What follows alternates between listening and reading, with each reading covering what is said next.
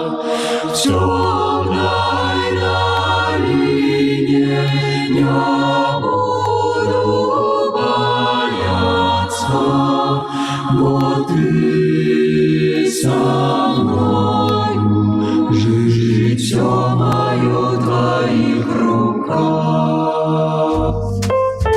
Гості у студії. Тыя, хто ішлі і не прайшлі міма. Шановні наші радіослухачі і ютуб-глядачі. Може, перад тым, як прадставім нашых сённяшніх гасцей, я трохи раскажу пра гісторыю, што гэта было. У аўторак да нас на студыю завітала такая кампанія з нашых суседзяў, офісаў, якія знаходзяцца там наверсе. Ну і папрасілі запісаць Новы год вкуснее вместе. І так слова за слова, і аказалася, што аўтар гэтых слоў і выканаўца гэтых слоў аказалася, што маюць вельмі цікавую гісторыю свайго жыцця, свайго спаткання з Хрыстом. І так дамовіліся мы, што гэтая гісторыя таксама павінна стаць такім дарам таксама для ўсіх нашых слухачоў, не толькі для нас. І таму запрасілі яго ў госці, і сёння ў нас у гасцях Сяргей і Кацярына Сухавер, якія прыйшлі да нас, каб падзяліцца тым, што Христос зрабіў у іх жыцці. Добры дзень. Добрый дзень. Прывітанне. Вельмі рады і цешміся, што вас атрымалася сёння правесці гэты вечар з намі. Ну і можа першае раскажыце так некалькі слоў пра сябе, хто вы, адкуль вы, што робіце, так каб мы з вами познаёмились. Спасибо. В первую очередь мы семья. Меня зовут Сергей Сухавер, мне 27 лет, я женат. У нас есть двое прекрасных детей, Алиса 5 лет и Марк 3 года. Вот. В первую очередь я счастливый человек, несмотря ни на что, несмотря на погоду, несмотря что происходит на улицах, несмотря сколько у меня денег в кошельке, я стараюсь оставаться счастливым человеком. Слава Богу за это, конечно же. Я занимаюсь, чем я кормлю семью? Я занимаюсь изготовлением рекламы, полиграфии, широкоформатной печати на майках, на байках. Вот. Так я зарабатываю. Я индивидуальный предприниматель уже более 7 лет.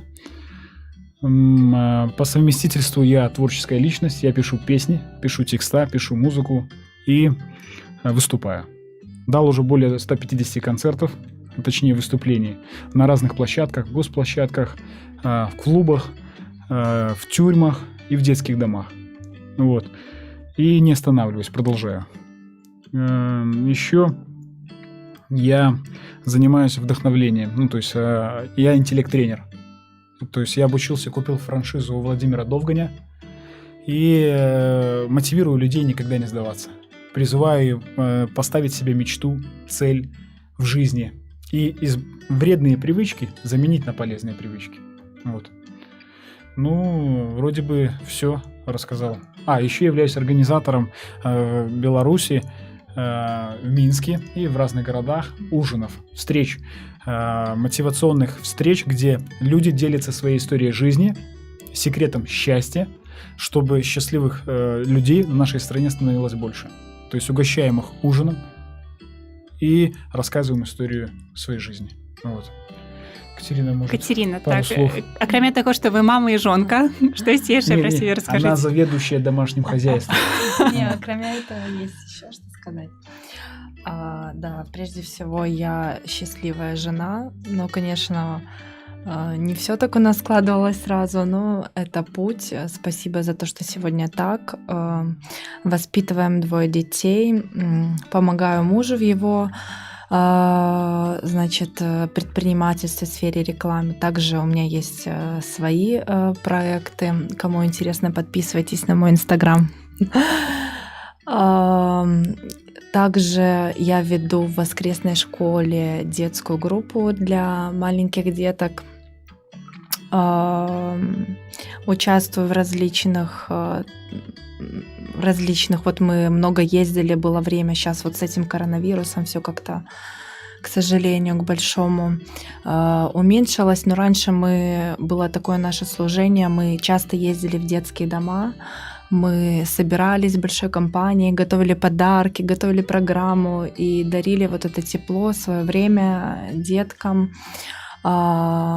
Также большую часть нашей жизни занимали, я немножко поподробнее расскажу, эти ужины.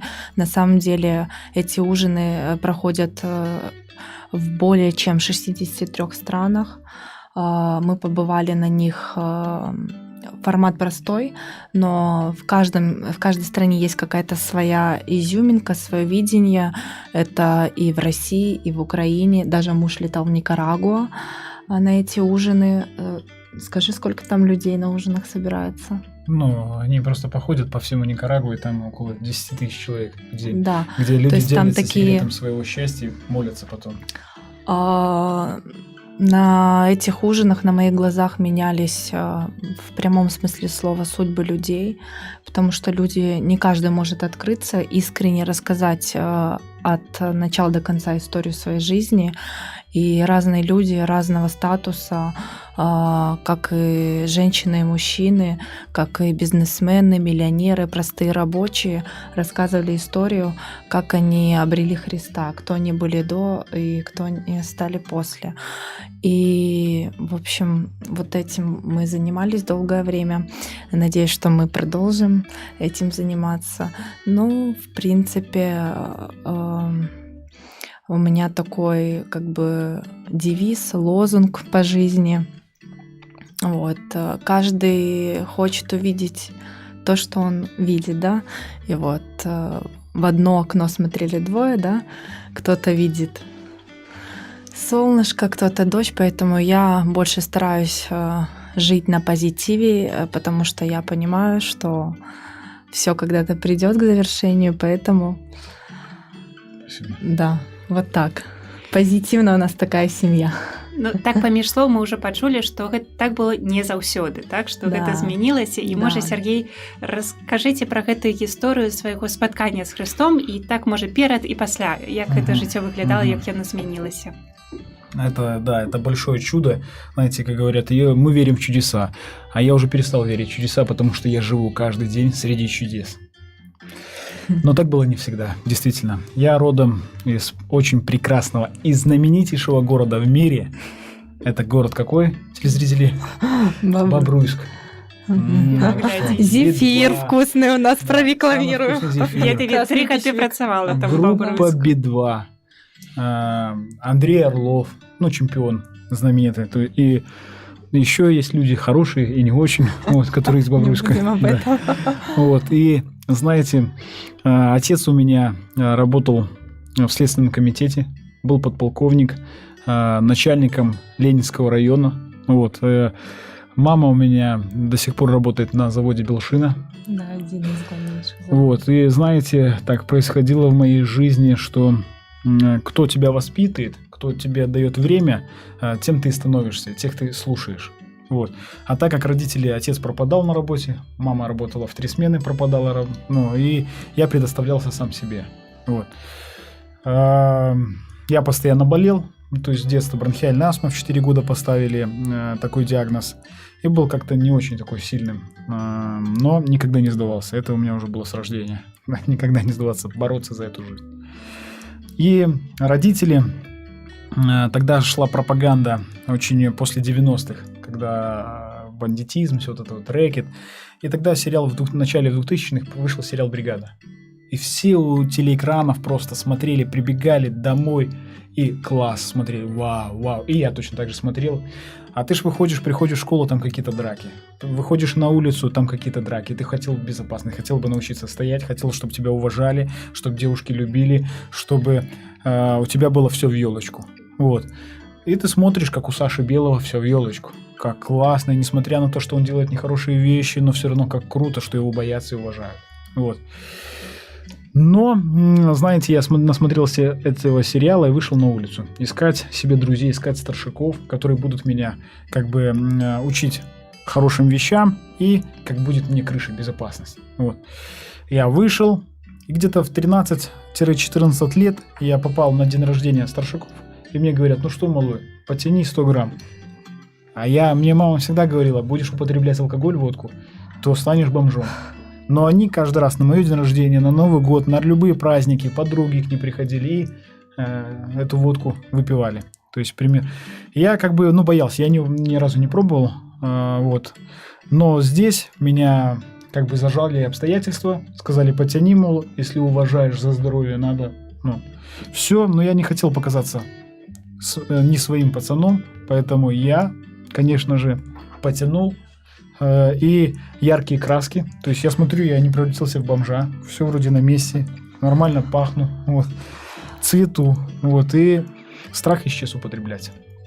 Я попробовал потом на праздники большие, попробовал потом пиво как бы не пошло, дрожь, непереносимость, а вот водка, джин-тоник, шампанское, вот это вот стало как бы более утоляющим и входит в привычку так, что расслабляться. Что если хочешь отдохнуть, расслабляться, то нужно обязательно выпить. Начал ходить, по субботам у нас были на ДК дискотеки, то есть и перед тем, как на дискотеку, один раз я такой был на дискотеке трезвый, и понял, что там трезвым делать нечего, то есть для меня, увы, вот, и поэтому каждый раз мы перед тем, как пойти на дискотеку, употребляли, принимали горючее, вот. И знаете, затем это так вот проходила моя жизнь, в школе я умом не плескал, то есть потому что было не модно учиться. Я учился в самой престижной школе города Бобруйска, это гимназия, вот, номер 1. Тогда она была первой, да. И я не плескал там умом, учился слабо, вот. Родители вызывали в школу, говорили, забирайте его в колледж, потому что в университет ЦТ не сдаст он, не поступит никуда на бесплатно, поэтому лучше в колледж сразу. Вот. И вот так вот моя жизнь сошла. Я приходил домой, смотрел какие-то фильмы американские, смотрел фильмы, где надежда, где вот это вот есть какой-то успех, где есть успешная любовь, успешная семья, потому что мои родители постоянно ругались между собой. Отец не любил мать постоянно, а мать любила отца очень. То есть, а мне любви не дарила, она пыталась дарить отцу. Вот. И я жил во всем этом, и мне было неприятно, потому что с ними были нехорошие отношения. Вот, не было такого, чтобы можно получить у них любви, можно было получить у них поддержки. Они либо постоянно обзывали, либо постоянно, просто на тебе, что тебе нужно, и все. То есть, а сыном заниматься вот как-то вот не занимались. Вот. А затем в нашу компанию, с кем я общался, пришли Сейка. Сейка – это легкие наркотики, это, другими словами, марихуана, конопля. Вот. Затем, сейка, если ты ее употребляешь, то она не так, она не вызывает никаких галлюцинаций, она просто расслабляет, вызывает какой-то смех, вызывает зависимость. То затем в нашу компанию пришли, а ты как вот пробуешь, приходит в компанию что-то, приносит кто-то, я никогда не приносил, то есть приносит кто-то из твоих друзей, он приносит коробки и говорит, что, давай. А я такой говорю, еврейский метод, бобруйский. Вначале ты, я посмотрю через 5 минут, что с тобой будет, а потом я. Попробую. Все, давай. И вот принесли спайс, то есть химия. Когда-то она была продавалась легально, и вот тогда, когда я пробовал, она была легальна. Много чего продавалось легально. Вот. И я попробовал, что такое спайс. Вот это страшная вещь. От нее вызывает галлюцинации. Один раз перед выступлением в клубе, когда я должен был выступать, читать рэп, исполнять свою песню, меня накурили так, и мои ноги стали весить по 50 килограмм. То есть я не мог, то есть я их поднимал, вот так вот ходил, охранник смотрит, что с тобой происходит. И я пытаюсь, ощущения такие вызывали. То есть действительно это страшно. Если бы я был, может, на высоте 9 этажа, то, возможно, как и случаи, какие были, сиганул бы. Вот. И знаете, исходя из всего этого, что я был несчастным человеком, я постоянно, когда закрывался один, плакал, потому что мне было больно, я мечтал о любви, о семье, такой, как не у меня. Я смотрел эти американские фильмы, где было все хорошо, happy end, я радовался, и потом, но жил я как в русских сериалах. Драма, боль, слезы, алкоголь, битва. А мечтал жить как в Америке. Сердцем я жил Но все, что я делал, это ложился спать, засынал с такими мыслями, но ночью снились кошмары. Постоянно бесы мучили просто. Вот. И знаете, я всегда мечтал о другой жизни, мечтал, чтобы перестать употреблять алкоголь, не жить так, как мои родители живут, не жить, как мое окружение живет, а жить, как в американских фильмах. И однажды я познакомился с человеком, который помог мне изменить мою жизнь. полностью. Я этого человека притянул, краткая предыстория. В 13 лет тогда был модный рэп, русский рэп, там все это должен читать. И во дворе надо мной прикольнулись. Сказали старшики, минский продюсер в городе Минска ищет себе артиста музыкального, то есть рэп, кто будет артиста. Давай, может, снимем тебе видео, ты зачитаешь какую-нибудь любимую песню. Я тогда слушал группу «Многоточие». Они за правду такие ребята были. «Щеми душе тоска», вот такая знаменитая песня у них есть. И, знаете, я тогда зачитал, поверил. Я такой доверчивый был. Мне говорит, да я же и сейчас поверю. Скажите мне, я поверю. Вот. И я поверил. Они на меня снимали на телефон. Я одел байку, цепь у папы стащил. У батьки был такой цепь, православный крест, с монеты, с рублей сделали ему. Классный такой. Большущий. Я делал его печатку, и все, в баечке, и начал читать. Они все, я же не знал, что они смеются для приколов. Выпустили. И потом парень говорит, кто это делал? Он говорит, а давай песню напишем. То есть у меня тогда были, то есть в основном рэп пишется то, чего ты переживаешь, что у тебя в сердце. А у меня тогда было, я познакомился с одной особой, точнее она со мной познакомилась, вот сидит слева, да, это было 12-13 лет, когда мне было. И эта особа сама меня нашла, ее подруга, мы учились в одной школе в параллельных классах. У меня был 5 Б, у нее был 5 А, правильно? В, 5 В. Вот. И так произошло, что ее подруга, она таких размеров была очень интересного склада, влюбилась в меня. Вот. Как она считала и говорила. И она не могла, стеснялась подойти ко мне.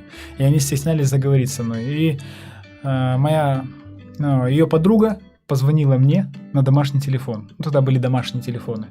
На кнопочные, сотовый не у каждого был. Вот. И говорит, давай встретимся, давай познакомимся. Моя подруга в тебя влюбилась. А я с девочками тогда, еще не не знал, как общаться, стеснялся. И да знаете... Нет, все это было более в детской форме, просто я немножко перебью. Мы учились в параллельных классах и жили, что надо заметить, через дом. Это во был дворе, в одном мы дворе. были такие дворовые девчонки, дети, мальчишки. Вот Вике просто он приглянулся, она более скромная, я говорю, да давай его в волейбол поиграть, позовем. Вот. А он такой, мальчики в компьютерных играх тогда сидели, вот он днями сидел, и мы по справочнику этому нашли этот телефон, позвонили, алло, привет, Сергей, выходи, там все такое. Это было близко к 14 февралю. Да, вот я помню, когда первый раз встретился. Там я думал, Вика, а там была Виктория. Понимаете?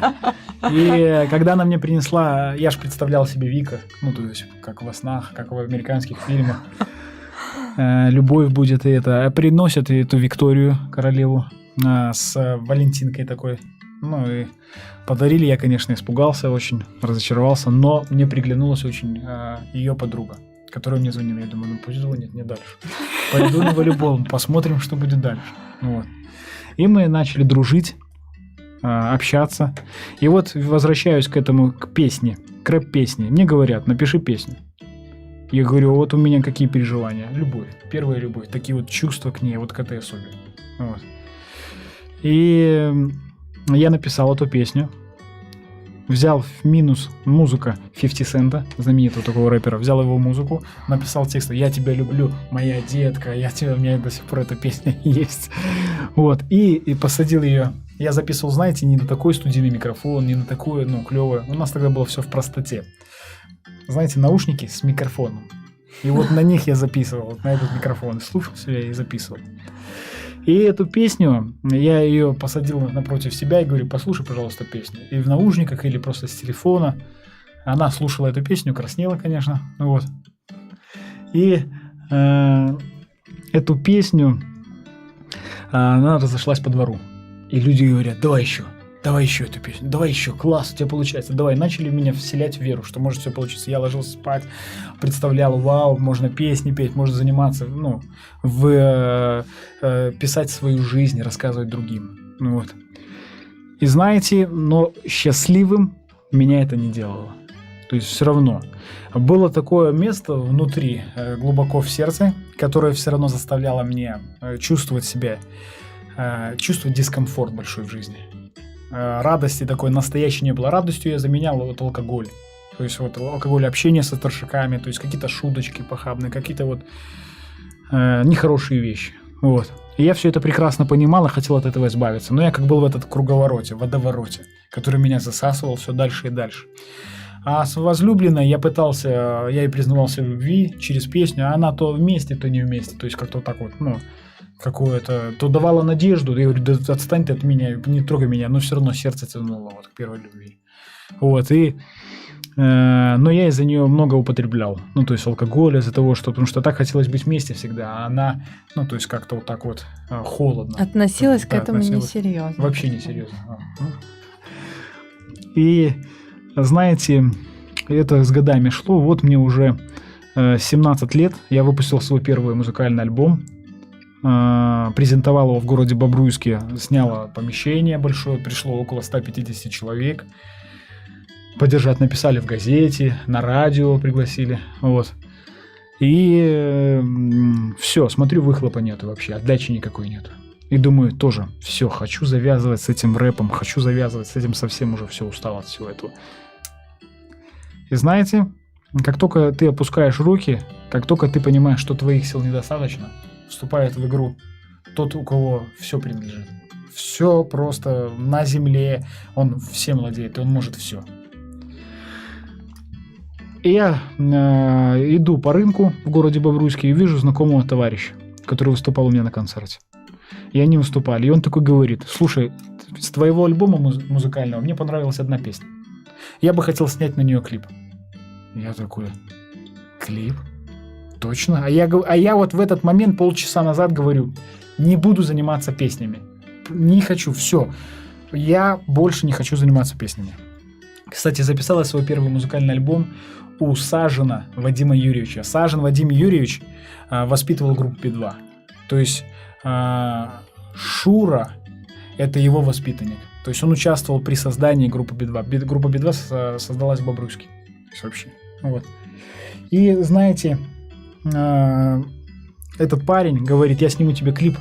Я говорю: сколько? У меня же денег нету. Ну, то есть родители как-то, ну, нищете вроде на таких должностях, но никогда не воровали. Вот это вот мой отец, единственному такому меня научил качеству, хорошему очень. Он никогда, ему предлагали взятку, мама говорит: ну возьми ты, ну пожалуйста, возьми, ну давай что-нибудь домой принеси.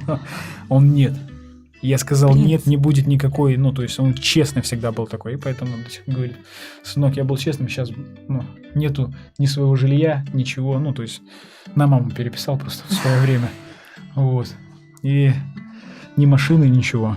Вот. Но есть совесть, честь. Вот. Вот это очень важно. И знаете, этот парень говорит такой по клипу: бесплатно, ничего не будет стоить. Я говорю: в Бобруйске, да бесплатно, что-то это не то, что-то он где-то будет крючок, на который меня подсадят. Но нет, человек сдержал свое слово. Он снимает мне клип на камеру Sony, которая на дисках, на обычную дешевую камеру.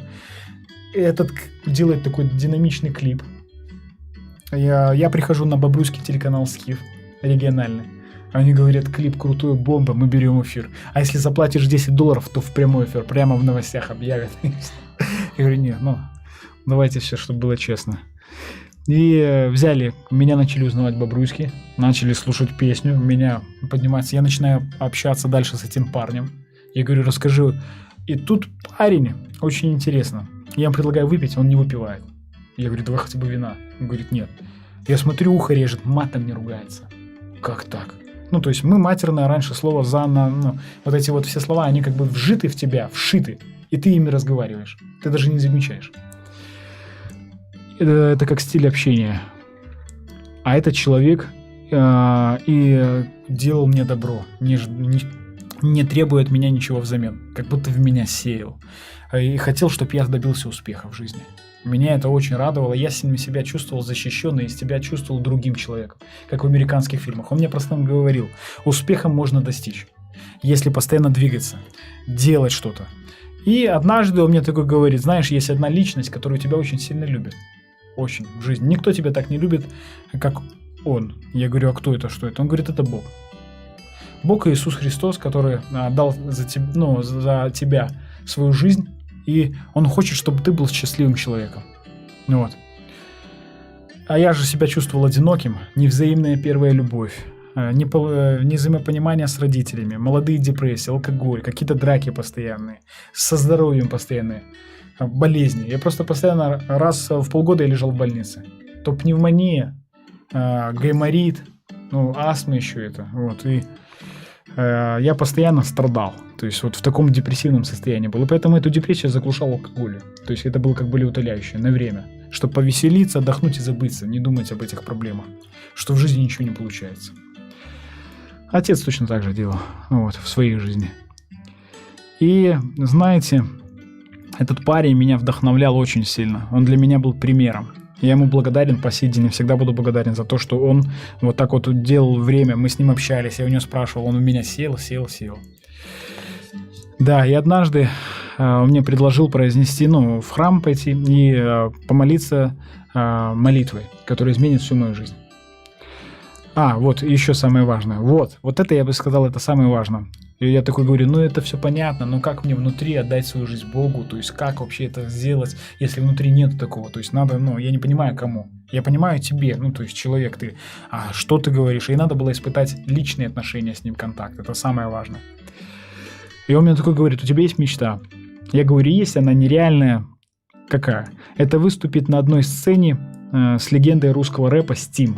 Steam — это очень знаменитый, внес в русский рэп вклад большой. Он был в свое время с Серегой Бумером нашим, есть такой Серега. Он с ним в одном лейбле был, и он выступал. Очень был знаменитый в свое время. Сейчас он уже, не очень, но все равно знаменитый. Да.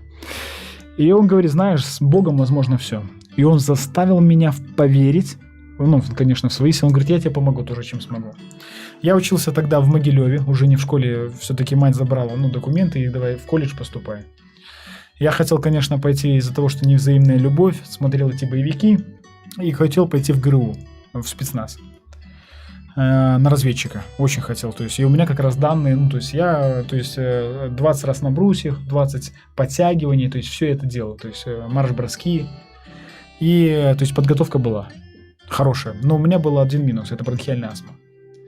Бронхиальная астма, которая не снимали с учета. Врачи не снимали с учета, поэтому мне они сказали, военным путь закрыт полностью, никуда. И мать говорит, надо все равно куда-то поступать, иди ты в музыкальное. Ты же концерт мог организовать, у тебя же песни, рэп читаешь. Я говорю, рэп это не песни, а там хор. Я думаю, вот это да. И вот приехал я в Могилев, колледж искусств, и подходит ко мне какой-то человек, который принимал, смотрел, хотя бы прослушал. И он говорит, повторяй за мной, еле-еле, я думаю, что ты хочешь мне, что надо делать, как в ноты попасть. Он говорит, что-то у тебя есть, но надо тобой заниматься. Давай, проходишь. Я ему диск свой подарил, музыкальный, говорит, вау, ты песни пишешь, супер, давай. И вот так я поступил чудом, меня взяли на хоровое отделение, научили петь меня, интонировать, показали, что такое сольфеджио, что такое ноты. Я теперь знаю, что нот 7. И вот в это время я учился в Могилеве, когда парень мне рассказал о секрете счастья, обо всем, о мечте. И он говорит, с Богом возможно все. И вот это был 2010-2011 год. Я пришел, написал бизнес-план, он мне помог, Стима, как артиста. Он пришел, дал мне контакты этих организаторов юридических, кто организовывает концерты. Я пришел, показал бизнес-план и говорю, давайте организуем концерт. Они смотрят на меня, на бизнес-план, мне 17 лет. Они говорят, думают, пацан, что ты хочешь? Но я настолько верил, у меня такая была вера сильная. И он говорит, давай попробуем. И первый раз в жизни у меня что-то начало получаться. То есть я начал расклеивать афиши, ходить по колледжам, продавать билеты. И за 3 дня до концерта гонорар артиста был $1500, и доллар тогда стоил 2000 рублей с копейками. И тогда, понимаете, от курса все зависело. И билеты мы выставляли тоже от курса. 2000 рублей, это как сейчас 2 рубля. Тогда было, да. Не, 2000 рублей это сейчас 20 копеек. 20 копеек. Да. И получается так, что звонят, исчезает доллар в 2011 году из обменников. В Минске не знаю, как, но в Могилеве вообще просто исчезает и начинает скакать там. Чуть ли не в 2 раза. То есть вообще. Мне звонят организаторы юридические и говорят, что отменяй концерт, Пусть артист не приезжает, потому что мы влетаем. Легче, легче его не сделать. Я звоню этому парню в Бобруйск и говорю, ну где твой Бог? Я так и думал, что все это как обычно. Бла-бла-бла. А он говорит, знаешь, люди предавали и предают, и предавать будут всегда, а Бог никогда. Стань, говорит, на колени и помолись ему, и отдай веру свою. И я такой думаю, да, закрываюсь, что я теряю, взвесил все, и стал на колени и искренне говорю, Бог, если ты есть, пусть концерт состоится. Для меня это очень важно. И он говорит, все, доверь Богу эту ситуацию. Я лег спать, на следующий день мне звонит организатор с Могилева, вызвал на встречу, говорит, я не знаю, что у меня переклинило в сердце, но я готов рискануть, чтобы концерт состоялся.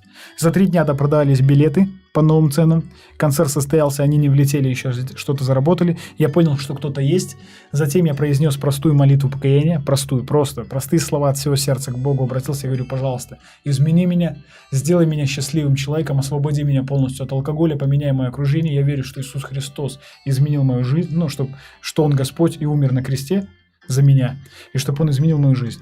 И моя жизнь стала меняться на 180 градусов полностью. Мое мышление стало меняться, мое окружение стало меняться. Пришла ненависть к алкоголю. То есть я уже не употребляю более 9 лет вообще. Ни наркотиков, ни алкоголя. У меня было понимание, что она будет моей супругой. Я вымаливал ее очень долго, сильно. Просила моя, жена на сегодняшний моя жена. Мы вместе стараемся служить Богу.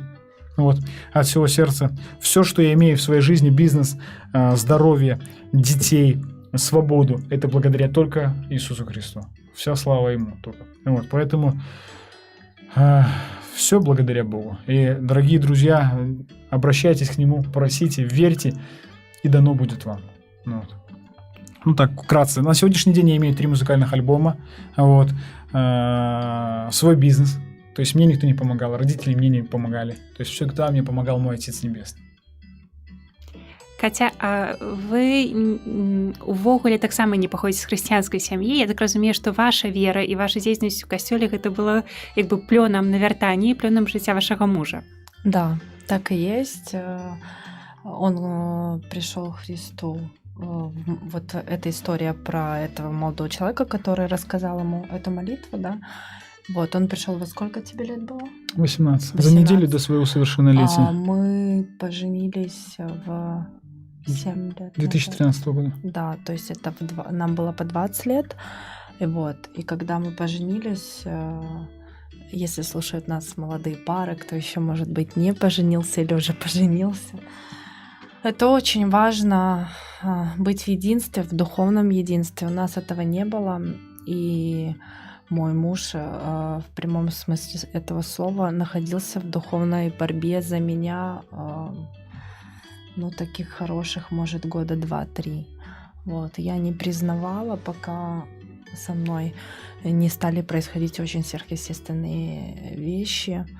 Но сейчас, конечно, чудес за это время очень много произошло, как со мной, так и в моем окружении, так как и в моей семье, поэтому за все благодарю Бога.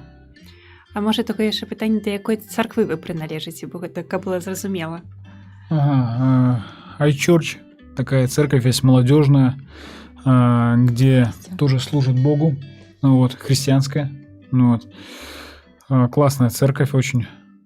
Люди с открытыми сердцами. Да, люди с открытыми сердцами, где служит еще очень классная воскресная школа. Где прямо с семьями. В основном много просто есть, где служат мужья, а жены с детьми где-то там, а здесь семьями, все вместе. Да, все задействованы. Очень круто, очень круто. Я считаю, что в мире, у меня есть такая мечта, ездить по всему миру с моей семьей, не я один, как многие ездят по всему миру одни, а жены там где-то остаются вместе, а ездить по всему миру с семьей, служить, вдохновлять миллионы судеб на то, что можно жить счастливой жизнью. И можно не разводиться. Потому что я выступаю всегда и пишу сейчас книгу против разводов. Да, потому что моя жена подавала 2 на развод. 2 официально. И я пережил, знаю, что такое, и знаю, как сохранить семью. Есть принципы, есть правила, есть... но самое главное, есть Он, который...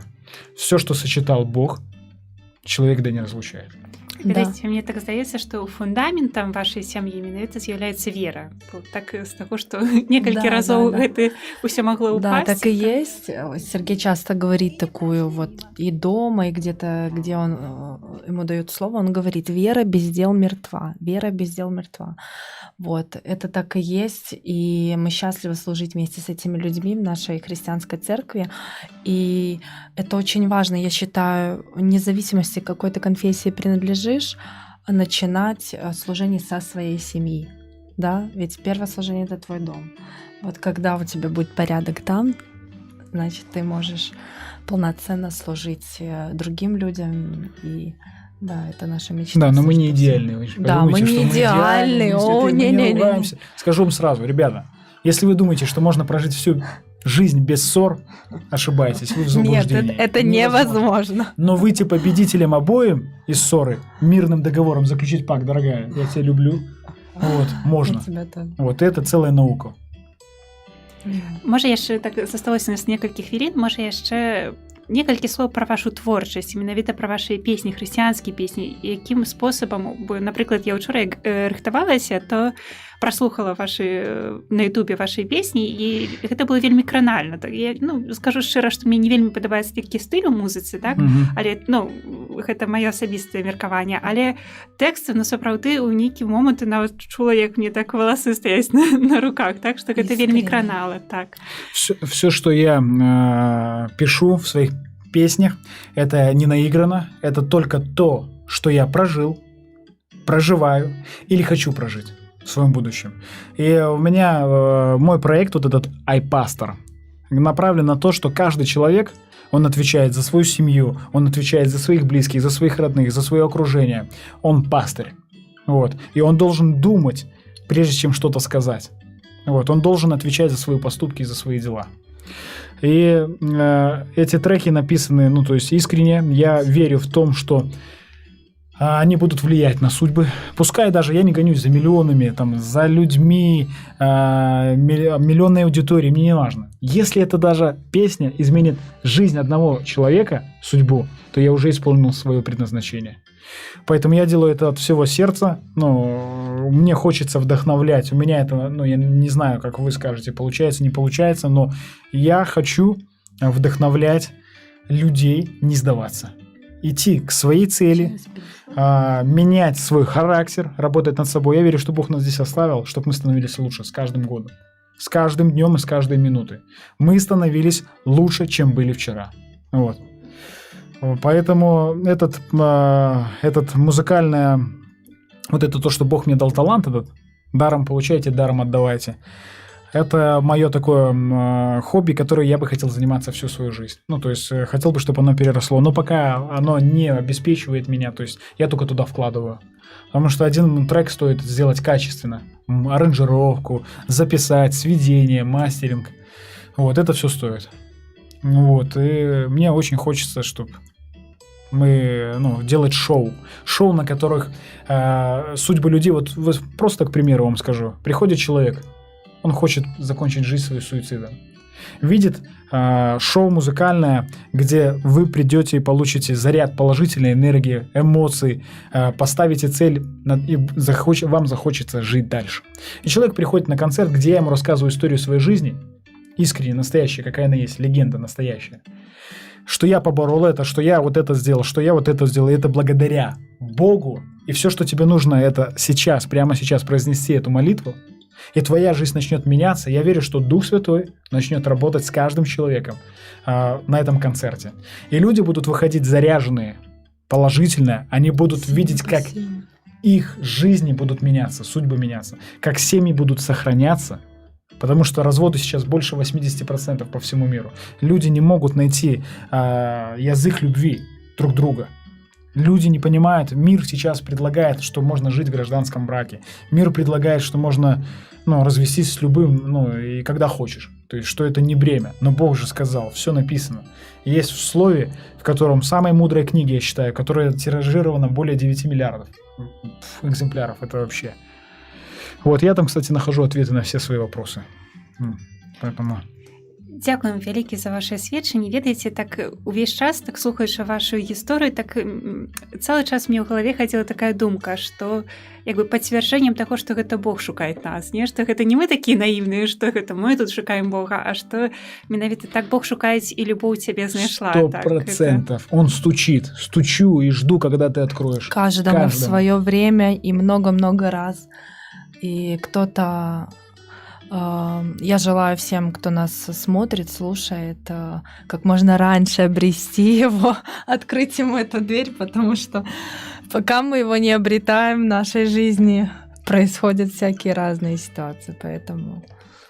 Дзякуем за тое, што ўмееце дзяліцца Богам, так як калісьці спаткалі Бога, дзякуючы сведчанні кагосьці, і так працягваеце. Гэта такая, ну, сапраўды, такая паралель, якая ідзець у жыцці, так? Аддаў, атрымаў дарма, аддай таксама. Помогая другим, помогаешь себе, я наполняюсь. Я заметил на том, что когда я делюсь этим счастьем, не молчу. Я же знаю, вот формула, вот секрет. Помолись, внутри тебе станет легче, тебе станет лучше. Твоя жизнь начнет меняться. И когда я делюсь, я наполняюсь сам. То есть это очень важно. Я же говорю, я очень хочу, чтобы мы с семьей, со всей, с детьми, чтобы дети видели это, делились, рассказывали, были примером, вдохновляли других. Потому что чем ты питаешься, тем ты и становишься. Что ты слушаешь, тем ты и будешь. Что ты смотришь, тем ты и будешь. Питайтесь правильно. Здоровой пищей. Спасибо вам. Дякую великі. Дякую, да, Радыё Марыя, дякую вам вялікі, што пригласили. Спасибо. Так, я думаю, што гэта было вельмі плённа для кожнага з нас. Пахвалёны Езус Христос.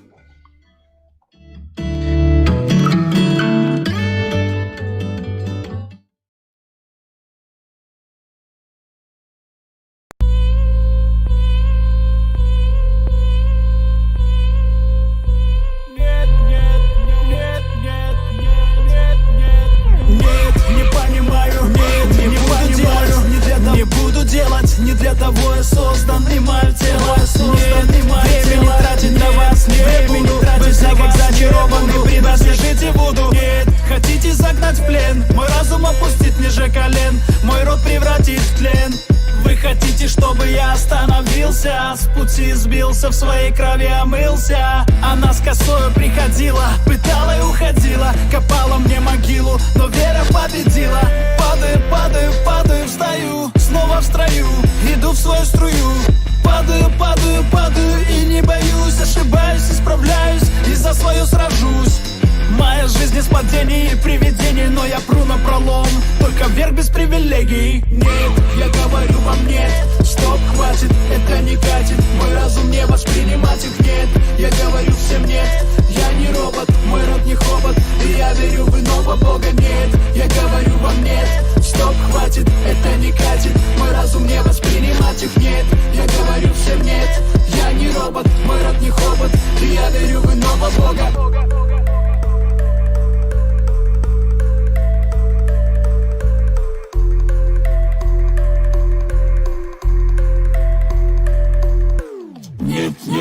Не угаснет душа свет. Я не погнал за славою монет. Нет, буду вставать, буду держать удар. На мой дар охотится новый радар. Быстрее пули твои мозги продули, быстрее пули тебя и вовсе сдули. Капают в твою голову, и твои молоты тобой управляют вороны. Капают по венам химию. Со всех сторон они гнут только свою линию. Они хотели, чтобы я своей семьей развелся, нашел другую так по кругу, но и не повелся. Нет, мой патронус не угас, он готов к бою, чтобы ты вышел из их строя. Прошу тебя, очнись и выйди из стазиса, и дойди до своего оазиса. Стоп, хватит. Нет, я говорю вам нет, стоп, хватит, это не катит. Мой разум не воспринимать их нет, я говорю всем нет. Я не робот, мой род не хобот, и я верю в иного Бога нет. Я говорю вам нет, стоп, хватит, это не катит. Мой разум не воспринимать их нет, я говорю всем нет. Я не робот, мой род не хобот, и я верю в иного Бога.